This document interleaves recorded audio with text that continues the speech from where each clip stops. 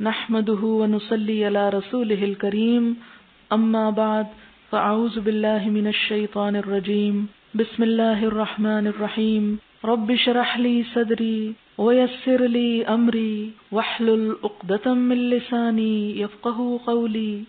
باب انتظار الناس قیام الامام العالم، لوگوں کا انتظار کرنا امام عالم کے کھڑے ہونے کا۔ حدثنا عبداللہ بن محمد قال حدثنا عثمان بن عمر قال اخبرنا یونس عن الزہری قال حدثتنی ہند بنت الحارث ان ام سلمة زوج النبی صلی اللہ علیہ وسلم، کہ ہند بنت الحارث جو ہیں انہوں نے حضرت ام سلمہ سے روایت کی جو آپ کی اہلیہ ہیں۔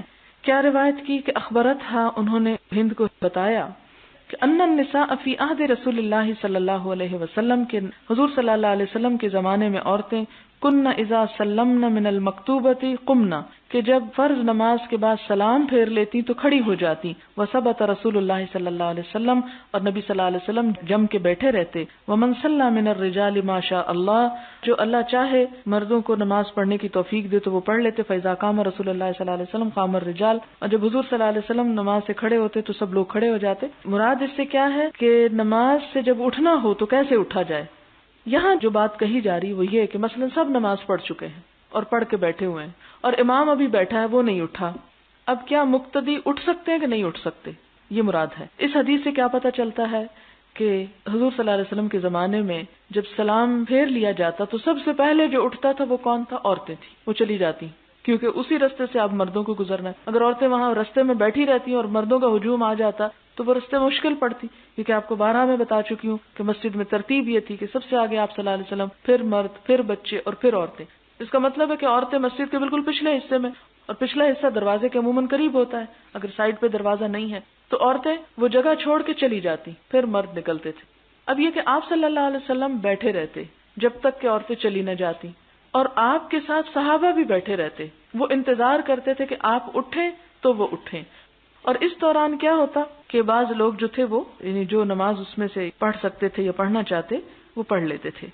حدثنا عبداللہ بن مسلمہ عن مالک وحدثنا عبداللہ بن یوسف قال اخبرنا مالک عن یحیی بن سعید عن عمرة بنت عبد الرحمن عن عائشة قالت ان كان رسول اللہ صلی اللہ علیہ وسلم لیصلی الصبح، کہ حضور صلی اللہ علیہ وسلم صبح کی نماز پڑھتے، فینصرف النساء، تو عورتیں واپس جاتی، متلفعات بمروطہن، اپنی چادروں میں لپٹی ہوئی، ما یعرفن من الغلس، اندھیرے سے وہ پہچانی نہیں جاتی تھی۔ یعنی اس سے کیا پتہ چلتا ہے کہ فجر کی نماز جو تھی وہ اندھیرے میں ہی ختم ہو جایا کرتی تھی۔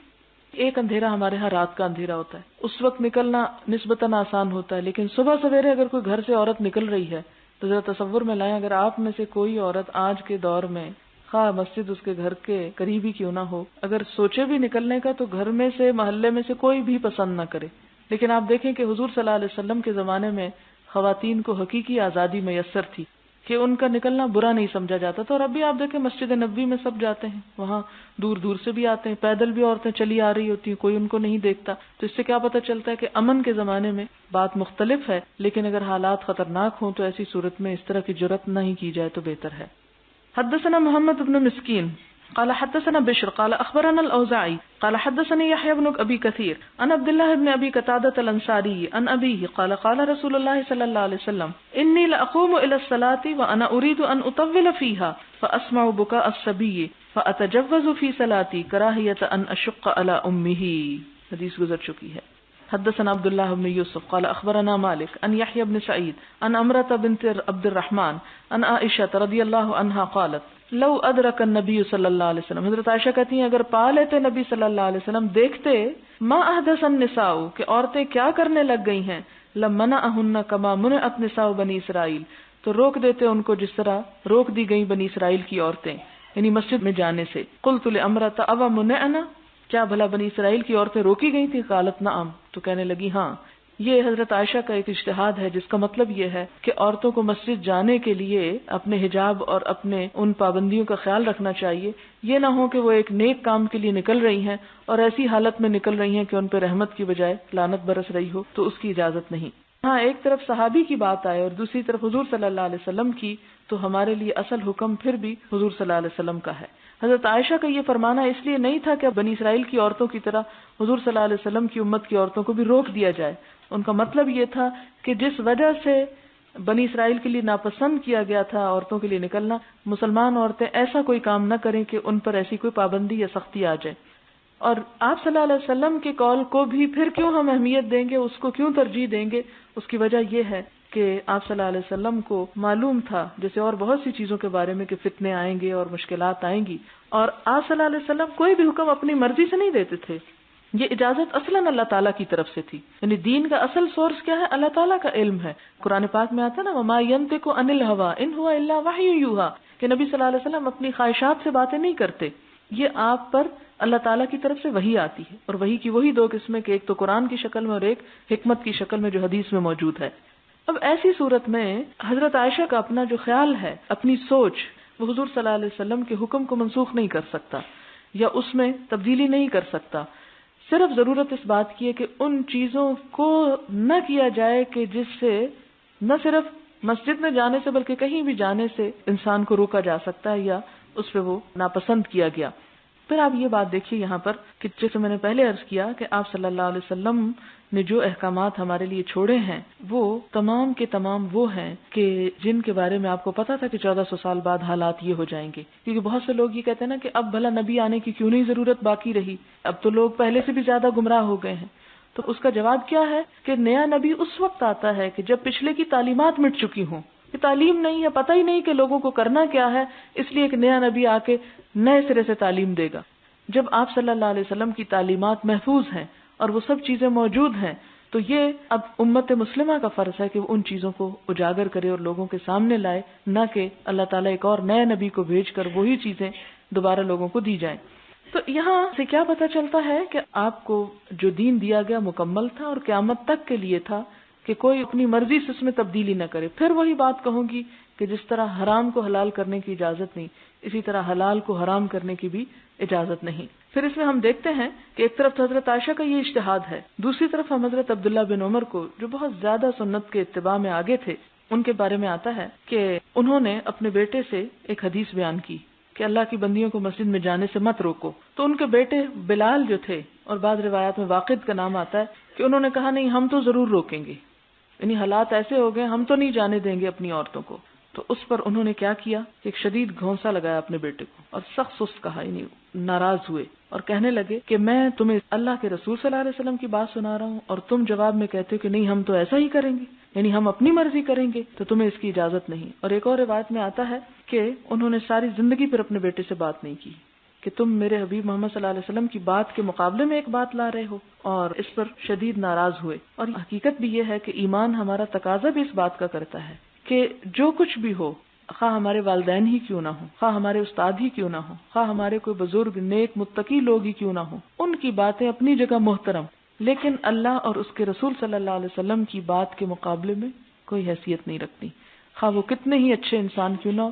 کیونکہ آپ صلی اللہ علیہ وسلم نے مسجد میں جانے سے نہیں روکا، جس چیز سے روکا وہ کیا تھی کہ وہ پابندیاں نہ توڑی جائیں جو باہر نکلنے کے لیے ایک عورت کے اوپر لگائی گئی ہیں. اب آپ دیکھیں مثال کے طور پر، اگر کسی شخص کے سر میں درد ہے تو ایک علاج اس کا کیا ہو سکتا ہے کہ آپ اس کو دوا دیں اور اس کی ریزن دور کر کے درد دور کر دیں، اور ایک علاج یہ ہو سکتا ہے کہ آپ اس کا سر ہی اتار دیں.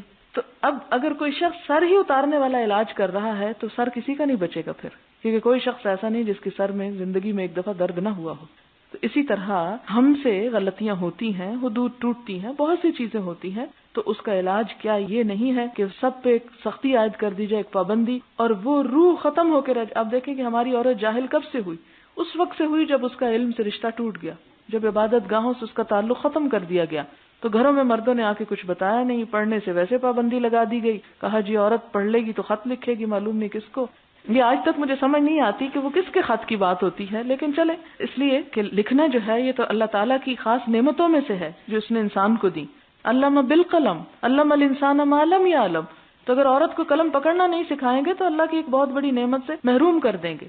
اور آپ صلی اللہ علیہ وسلم نے تو اس پر بہت حرص کا اظہار کیا کہ عورتوں کو تعلیم دی جائے، لیکن ہمارے ہاں اس سبب کو دور کرنے کی بجائے عورت کو پڑھنے سے ہی روک دیا گیا. یعنی بجائے اس کے کہ آپ وہ سبب نہ پیدا ہونے دیں کہ جس سے عورت کسی کو خط لکھ سکے، آپ علم کو تو نہ روکیں. تو ایک ایسی برائی جو ایک بڑے خیر کو روک رہی ہے تو اس برائی کی وجہ سے ایک بڑے خیر سے روکا نہیں جا سکتا.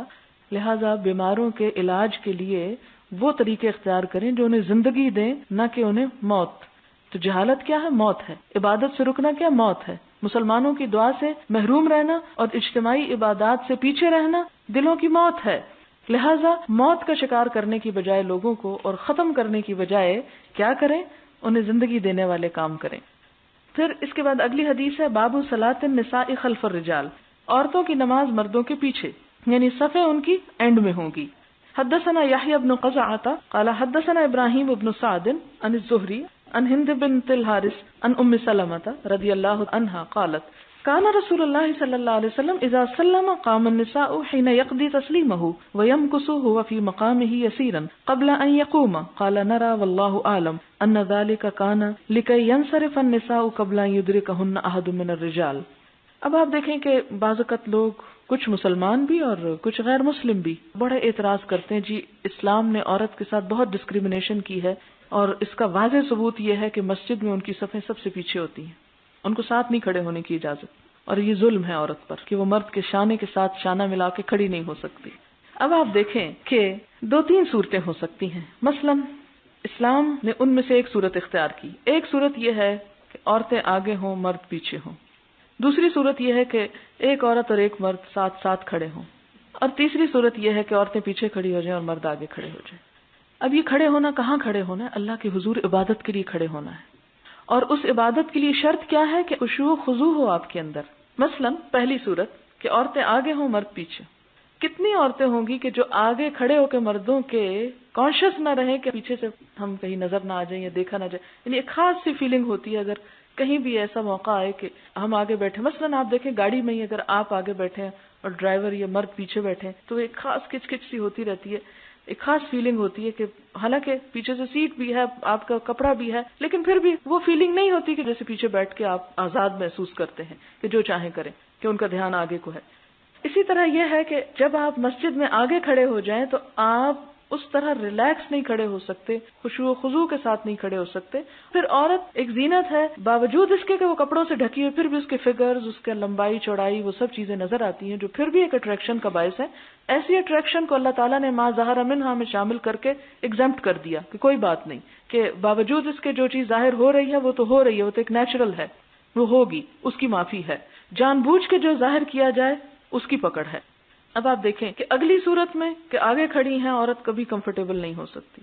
دوسری صورت کے ساتھ ساتھ کھڑی ہے مرد، پھر بھی ہو سکتا ہے کہ جذبات پہ کنٹرول کر لیں. عورت عموماً کنٹرول نہیں کر پاتی. یہ نہیں کہ میں باعث ہو کے بات کر رہی ہوں، عموماً اور اکثریت کی حالت یہ ہوتی ہے کہ آپ کسی دیہاتی عورت کو لے آئیں تو آپ دیکھیں کہ بعض اوقات آپ میں سے جو لوگ ڈاکٹر، آپ میں پتا ہوگا کہ وہ اپنی حقیقت نہیں بتا سکتی، شرم کے مارے منہ سے بات نہیں کھول کے کر سکتی. ایسی صورت میں کہ وہ سارا وقت جڑی جکڑی اور شرم کے مارے کھڑی اور ایک مصیبت میں مبتلا کہ ان کا دھیان اللہ تعالیٰ کی طرف جائے ہی نہ اور وہ اسی میں ہی کانشیس رہیں کہ کوئی مرد کو چٹکی نہ کاٹ جائے یا کونی نہ مار جائے. کیونکہ آپ نے بازاروں میں یہ بھی دیکھا ہوگا کہ جہاں رش ہوتا ہے وہاں عموماً مرد چھوڑتے نہیں ہیں عورتوں کو، کہیں کونی مار جائیں گے، کہیں کچھ کر جائیں گے، کہیں کوئی آوازیں کس جائیں گے. ایک چیز ہے، ٹھیک ہے، وہ ان کے اندر بھی ایک ایسا مادہ ہے کہ جس سے وہ بھی مجبور ہیں ایسے حرکتیں کرنے سے. تو اب وہ ختم تو نہیں کیا جا سکتا، پھر وہ سر کاٹنے والی بات ہو جائے گی کہ ان کو خسی کر دیں آپ اور ان کے جذبات ختم کر دیں، وہ پاسبل نہیں.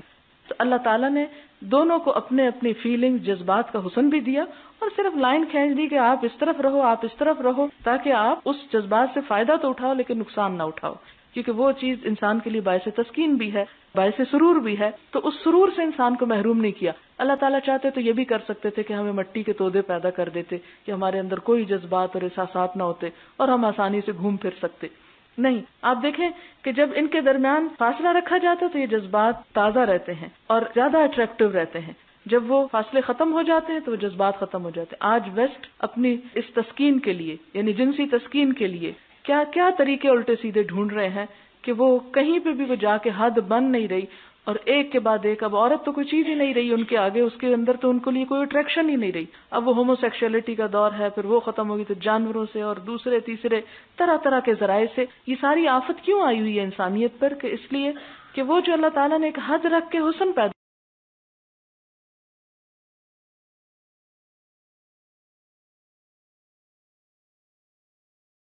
کیا تھا، اٹریکشن پیدا کی تھی، وہ انہوں نے ختم کر دی اپنے اندر سے. اور تیسری صورت یہ ہے مسجد میں کہ عورتیں پیچھے کھڑی ہو جائیں. کیونکہ آپ دیکھیں کہ عورت مرد کی طرف کم مائل ہوتی ہے بنسبت اس کے کہ مرد عورت کی طرف جلدی مائل ہو جاتا ہے. تو عورتیں اگر پیچھے کھڑے ہو کے ان کو دیکھ بھی رہی ہیں تو وہ نسبتاً زیادہ کنٹرول رکھتی ہیں اپنے جذبات پر مردوں کی نسبت، یعنی اس معاملے میں کہ آگے جلدی نہیں بڑھتی. تو اس میں یہ ہے کہ ایسی صورت میں ان کے لیے زیادہ کنوینئنٹ ہے، زیادہ کمفرٹیبل، زیادہ خشوع و خضوع کی حالت ہے کہ وہ پیچھے ہی نماز پڑھیں اور اس کے بعد چلی جائیں. اس کے بعد آگے کیا آتا ہے؟ حدثنا ابو نعیم قال حدثنا ابن عیینہ عن اسحاق عن انس رضی اللہ عنہ قال صلی النبی صلی اللہ علیہ وسلم فی بیت ام سلیم، کہ حضور صلی اللہ علیہ وسلم نے حضرت ام سلیم کے گھر میں نماز پڑھی. فقمت ویتیم خلفہ، آپ صلی اللہ علیہ وسلم کے پیچھے میں اور یتیم بچہ کھڑے ہو گئے. وہ ام سلیم خلفنا، اور ام سلیم ہم سے بھی پیچھے کھڑی ہو گئی. باب سرعۃ انصراف النساء من الصبح وقلۃ مقامہن فی المسجد، عورتوں کا مسجد سے جلدی سے سلام پھیر کر صبح کی نماز میں نکل جانا. وقلۃ مقامہن فی المسجد، مسجد میں کم ٹھہرنا، یعنی زیادہ دیر وہاں نہ ٹھہرے کہ لوگوں کا رستہ وغیرہ رک جائے. حدثنا يحيى بن موسى قال حدثنا سعيد بن منصور قال حدثنا فلاح عن عبد الرحمن بن القاسم عن أبيه عن عائشة رضي الله عنها أن رسول الله صلى الله عليه وسلم كان يصلي الصبح بغلس فينصرفن نساء المؤمنين لا يعرفن من الغلس أو لا يعرف بعضهن بعضا. باب استئذان المرأة زوجها بالخروج إلى المسجد. استئذان اجازت مانگنا، المرأة عورت کا، زوجها اپنے شوہر سے، بالخروج نکلنے کے لیے، الی المسجد مسجد کی طرف، یعنی مسجد جانے کے لیے بھی عورت اپنے شوہر سے پوچھ لے. اور دوسری طرف شوہر کو کیا کہا گیا؟ اجازت دینی ہوگی. اور ادھر پھر پوچھنے کا کیا تکلف ہے اگر اس نے اجازت ہی دینی ہے؟ یہ کہ اعتماد بحال رہے اور پتہ ہو شوہر کو کہ کہاں گئی ہے، کیونکہ اگر اس کو یہ ہو کہ پتہ نہیں کہاں چلی گئی تو یہ چیز مشکل میں ڈال دے گی. حدثنا مسدد قال حدثنا يزيد بن زريع عن معمر عن الزهري عن سالم بن عبد الله عن أبيه عن النبي صلى الله عليه وسلم اذا استأذنت امرأة احدكم فلا يمنعها. آپ صلی اللہ علیہ وسلم نے فرمایا جب اجازت مانگے کوئی عورت تم میں سے کسی ایک سے تو وہ اس کو نہ روکے، اسے منع نہ کرے. لیکن پھر بات یہ کہ ہمارے شوہر یہ حدیث پڑھیں تو اس میں آپ دیکھیں کہ حضرت عمر رضی اللہ تعالیٰ عنہ کے بارے میں آتا ہے کہ وہ بالکل پسند نہیں کرتے تھے کہ ان کی بیوی مسجد جائے، لیکن روکتے بھی نہیں تھے، باوجود اس کے کہ ان کا بس چلتا تو کبھی نہ جانے دیتے. لیکن کیوں نہیں روکتے تھے؟ حضور نے منع کیا ہے کہ مت روکو. تو اس سے آپ اندازہ لگائیں کہ صحابہ کرام اپنے جذبات اور خواہشات پہ کس حد تک کنٹرول رکھتے تھے اس معاملے میں کہ آپ کی بات کے آگے ہماری بات نہیں ہے، ہم یہ نہیں کریں گے. اور اس لیے باوجود یہ نہ چاہنے کے پھر بھی جانے دیتے تھے. آپ دیکھیں کہ حضور صلی اللہ علیہ وسلم نے عورتوں کو کیسے بچایا ہے. وہ ایک جگہ پر آتا ہے نا کہ وہ حضرت ابو بکر آگے اور حضور حضرت عائشہ دونوں آپس میں کچھ جھگڑا ہو رہا تھا، اور حضرت ابو بکر آئے تو آگے بڑھے کہ بیٹی کو لگائیں ایک، تو حضور آڑ میں آ گئے.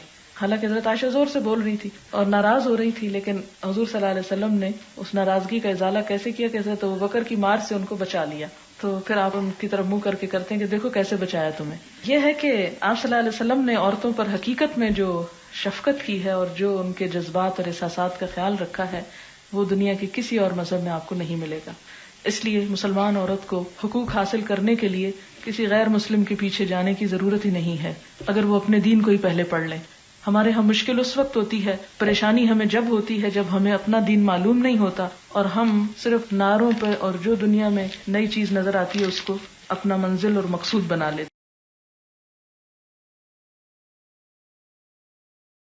ہیں.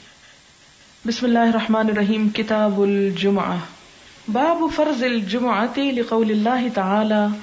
جمعہ کی فرضیت کا بیان اللہ تعالی کے فرمان کے مطابق اذا نودی للصلاة من یوم الجمعۃ، جب پکارا جائے نماز کے لیے جمعہ کے دن، فاسعوا تو دوڑو، الی ذکر اللہ، اللہ کے ذکر کی طرف، وذروا البیع اور چھوڑ دو تجارت، فاسعوا فامضوا، فاسعوا کا مطلب ہے وامضوا یعنی چلنا، کیونکہ نماز کے لیے دوڑنا اور ایسا دوڑنا کہ جس میں شور ہو منع ہے. حدثنا ابو الیمان قال اخبرنا شعیب قال حدثنا ابو الزناد ان عبد الرحمن بن ہرمز الاعرج مولى ربيعة بن الحارث حدثه انه سمع ابا هريرة رضي الله عنه انه سمع رسول الله صلى الله عليه وسلم يقول. حضرت ابو ہریرہ کہتے ہیں کہ انہوں نے حضور صلی اللہ علیہ وسلم کو فرماتے ہوئے سنا، نحن الآخرون، کہ ہم آخری لوگ ہیں، امت مسلمہ آخری امت ہے، السابقون، لیکن سب سے آگے بڑھنے والے ہیں، یوم القیامت، قیامت کے دن، بعد انہم اوتوا الکتاب من قبلنا، باوجود اس کے کہ پہلے لوگ ہم سے پہلے کتاب دیے گئے تھے. ثم ھذا یومہم الجمعۃ، جمعہ کے دن غسل کرنے کی فضیلت. وہل علی الصبی شہود یوم الجمعۃ، اور کیا بچے پر بھی جمعے کے دن حاضری ضروری ہے؟ او علی النساء، یا عورتوں پر، یعنی ان پہ بھی فرض ہے جمعہ. حدثنا عبد الله بن يوسف قال اخبرنا مالك عن نافع عن عبد الله بن عمر رضی اللہ عنہما ان رسول اللہ صلی اللہ علیہ وسلم قال، کہ نبی صلی اللہ علیہ وسلم نے فرمایا، اذا جاء احدکم الجمعۃ فلیغتسل، کہ جب تم میں سے کوئی جمعہ پڑھنے کے لیے آئے تو چاہیے کہ غسل کر لے، یعنی کوئی بھی. تو اس سے کیا پتہ چلتا ہے کہ جمعے کے دن غسل کرنا ضروری ہے. فرض کے درجے میں تو نہیں، لیکن پسندیدہ ہے اور اس کی بہت تاکید کی گئی ہے. یہی وجہ ہے کہ بعض ائمہ کے نزدیک واجب ہے، لازم ہے، جمعہ ہوتا نہیں جب تک غسل نہ کیا جائے. اور بعض نے کہا کہ یہ وجوب کے معنوں میں نہیں بلکہ مستحب ہونے کے معنوں میں ہے. حدثنا عبد الله بن محمد بن اسماء قال حدثنا جويرية بن اسماء عن مالك عن الزهري عن سالم بن عبد الله بن عمر عن ابن عمر رضي الله عنهما ان عمر بن الخطاب بينما هو قائم في الخطبة يوم الجمعة، کہ عمر بن خطاب اس اسنا میں کہ وہ کھڑے تھے جمعے کے دن خطبہ دیتے ہوئے، اذ جاء رجل من المہاجرین الاولین، جب آیا ان کے پاس ایک شخص مہاجرین میں سے جو سب سے پہلے مہاجر تھے، من اصحاب النبی صلی اللہ علیہ وسلم، حضور صلی اللہ علیہ وسلم کے ساتھیوں میں سے بھی تھے، اور کہا جاتا ہے کہ یہ حضرت عثمان تھے. فناداہ عمر، تو ان کو حضرت عمر نے خطبے کے حالت میں پکارا. ایت ساعۃ ھذہ، کون سی ہے گھڑی یہ کون سا وقت ہے؟ قال انی شغلت، تو انہوں نے کہا کہ میں مشغول تھا. فلم انقلب الی اہلی، تو میں گھر نہ جا سکا. حتی سمعت التاذین، یہاں تک کہ میں نے آذان سن لی یعنی جمعے کی. فلم ازد علی ان توضأت، تو میں نے نہ زیادہ کیا اس پر کہ میں وضو ہی کر لوں، یعنی میں صرف وضو کر کے آ گیا. فقال، تو فرمایا، کس نے؟ حضرت عمر نے. والوضوء ایضا، اور وضو ہی بس. وقد علمت، حالانکہ تم کو پتا ہے، ان رسول اللہ صلی اللہ علیہ وسلم کان یأمر بالغسل، کہ نبی صلی اللہ علیہ وسلم غسل کرنے کا حکم دیا کرتے تھے. تو اس سے آپ حضرت عمر کے اس کا بھی اندازہ لگا سکتے ہیں کہ وہ سنتوں کی پابندی کرانے میں بھی کس قدر شدید تھے، کہ حضرت عثمان جیسے شخص کو بھی انہوں نے نہیں بخشا، اور خطبے کی حالت میں بھی ان کو سب لوگوں کے سامنے پکڑ کے کہا کہ تم صرف وضو کر کے کیوں آ گئے ہو، نہائے کیوں نہیں. حدثنا عبد الله بن يوسف قال اخبرنا مالك عن صفوان بن سليم عن عطاء بن يسار عن ابي سعيد الخدري رضي الله عنه ان رسول الله صلی اللہ علیہ وسلم قال، آپ صلی اللہ علیہ وسلم نے فرمایا، غسل یوم الجمعۃ واجب علی کل محتلم، آپ نے فرمایا کہ جمعے کے دن کا غسل ہر جوان شخص پر فرض ہے. واجب ہے، اور واجب یہاں یعنی لازم کے معنوں میں آ رہا ہے. ایک اصطلاحی واجب ہوتا ہے نا جو آپ فقہ اور اصول فقہ میں پڑھتے ہیں، یہاں واجب کا لفظ لازم کے معنوں میں کہ لازمی ہے. باب الطیب للجمعۃ، جمعے کے دن خوشبو لگانا. حدثنا علی بن عبد الله بن جعفر قال اخبرنا حرمی بن عمارة قال حدثنا شعبة عن ابی بکر بن المنکدر قال حدثني عمرو بن سلیم الانصاری قال اشهد على ابی سعید. عمرو بن سلیم کیا کہتے ہیں کہ میں ابو سعید پر گواہی دیتا ہوں. قال اشهد على رسول اللہ صلی اللہ علیہ وسلم، اور ابو سعید کیا کہتے ہیں، میں حضور صلی اللہ علیہ وسلم کے بارے میں گواہی دیتا ہوں. کس بات کی گواہی؟ قال، آپ نے فرمایا، الغسل یوم الجمعۃ واجب علی کل محتلم، کہ ہر بالغ پر جمعے کا غسل واجب ہے. وان یستنى، اور یہ کہ مسواک کرے. سین نون نون سن، سن دانت کو کہتے ہیں، اسنان دانتوں کو کہتے ہیں. یستنى یعنی دانت صاف کرے. وان یمس طیبا، اور یہ کہ خوشبو لگائے، مس کرے یعنی اس میں نہانا نہیں بلکہ صرف چھو لینا بھی کافی ہے. ان وجدہ، اگر وہ پائے، یعنی اگر کسی کے گھر میں خوشبو ہو تو جمعے کے دن وہ خوشبو بھی لگائے. قال عمر کہتے ہیں، اما الغسل فاشهد انه واجب، کہ غسل کی میں گواہی دیتا ہوں کہ یہ واجب ہے. واما الاستنان والطیب فاللہ اعلم، اور مسواک اور خوشبو جو ہے اللہ عالم اب واجبن ہوا ام لا، کہ یہ واجب ہے یا نہیں.